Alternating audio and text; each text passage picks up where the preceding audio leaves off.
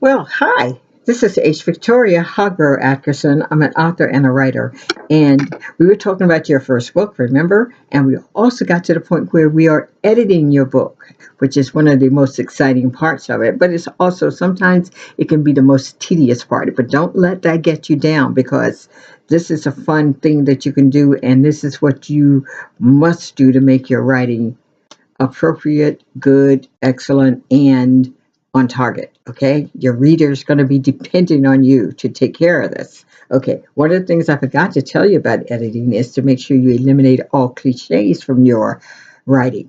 It's important for you not to sound like somebody else that has written something maybe a century ago or a year ago, whatever. One of the phrases that come to mind is that I see in a lot of my students is I inhaled, he inhaled, she inhaled, it inhaled. I mean, it's been really overused. Someone made that famous. Someone owns that phrase. So let us find something that is uniquely ours so we can make our work special and our own. So watch those cliches. The other thing you need to do is to look at your timeline, make sure that's perfectly logical. Make sure the things that are happening there are the things that follow the storyline. And also make sure that you check your grammar, check your spelling, and your physical setting. Make sure your reader can see what you see. When you put a person in the room, they need to feel like they're in that room, that they can see that.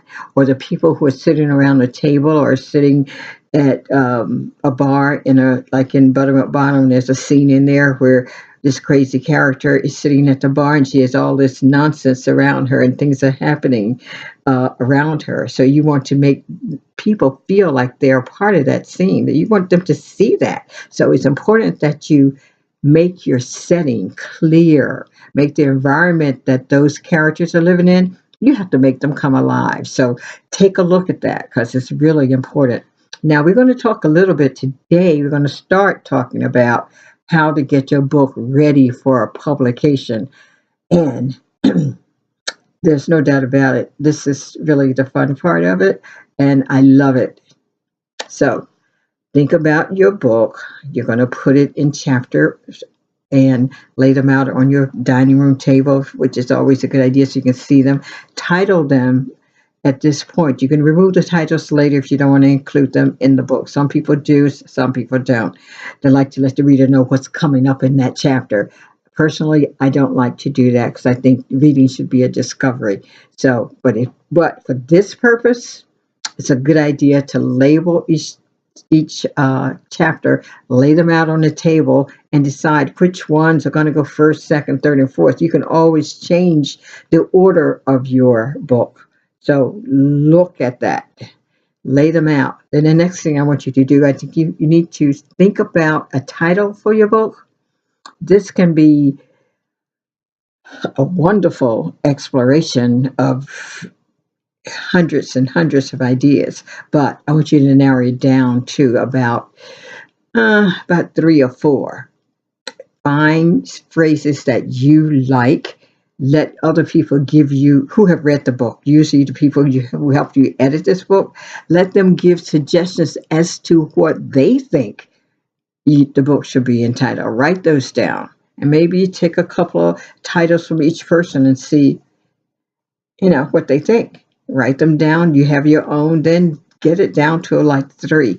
Then what I like to do is just think about it, meditate over it. What does this book is saying to the world? What do I want the book to say to the world? What is the understanding I want that person, when they see that book on the shelf, what should come to mind? What in the world is Buttermilk Bottom? What is this place? Buttermilk Bottom? Let them let them take a glimpse at the cover and see an idea of what may be inside this book. It's like a promise. It's here, but what's inside this book, the other pages.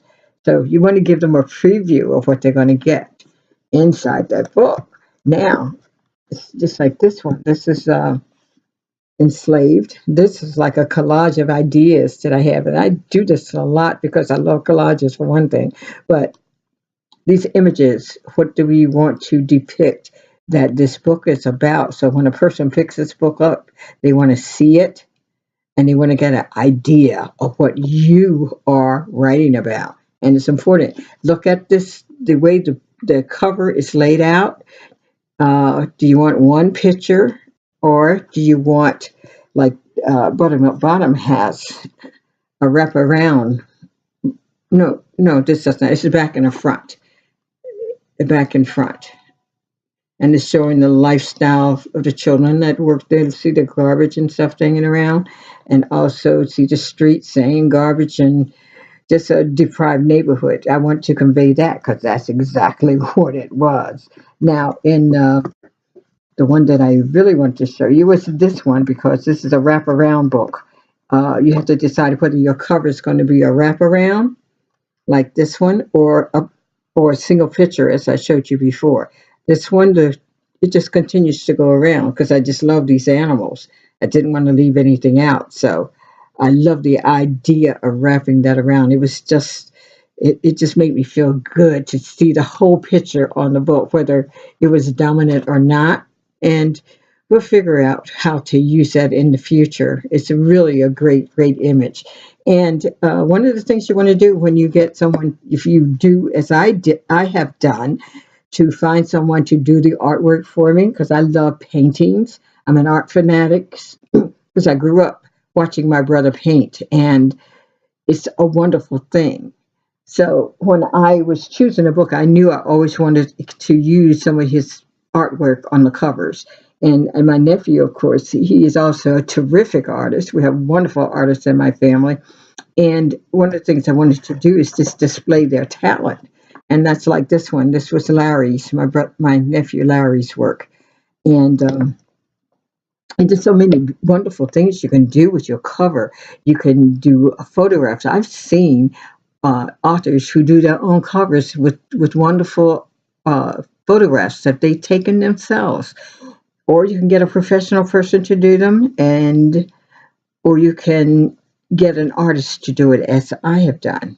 There's many things you can do. So you want to look at the fonts. You can see the fonts on this particular book, which I love here. And look at the fonts on this one. That's the type of lettering. How do you want that displayed? Buttermilk bottom is like a little different, those letters. So the fonts are very important when you are lining up things for your book. And Enslaved is a little different, but I do love that. Love those fonts. So you want to look at that and see what you want to do. So you want to choose a title, select a book cover, an artist or a photographer to do your cover, or you want to do something yourself. It depends on you and your talents. Then you want to look at your title and then how you're going to position that on the page. It's very important that you do that. And remember, your spine has to be done also. And then the back of the cover, what are you going to put on the back of the cover? I did a short summary, and this is a short biography and some images from the book. So there are many things that you can do, and this one is just like the introduction, a little short summary where people can pick it up and read it. People love to read about a book before they buy it, so it's always good to put a summary on there, and make that summary short and exciting for the readers, because that's going to be their introduction to your writing, and it's going to be their introduction to the experience they're going to have when they start reading your book. It's great, isn't it? I think it's wonderful. Lots of fun. The other thing I want to remind you, and I don't know if I said this before, is to get a thesaurus. Make sure you use it. Keep it with you all the time. Find different ways of describing things or seeing things. It just gives you a ton of ideas, okay? So get a good thesaurus and keep it with you, one in your pocketbook, one in your briefcase. Just keep it with you. It's really a great tool for a writer, okay? So I'm going to stop here, but we have more to say about getting your book ready for publication, because there is a lot to do, but I guarantee you it's going to be fun. So do as I'm doing, getting ready for the holidays. As you can see, we're all set up here. And enjoy your family in the process. get some good cooking done, some wonderful eating experiences, and just be social, love each other. It's really important. And of course, most of all, love to you. Take care.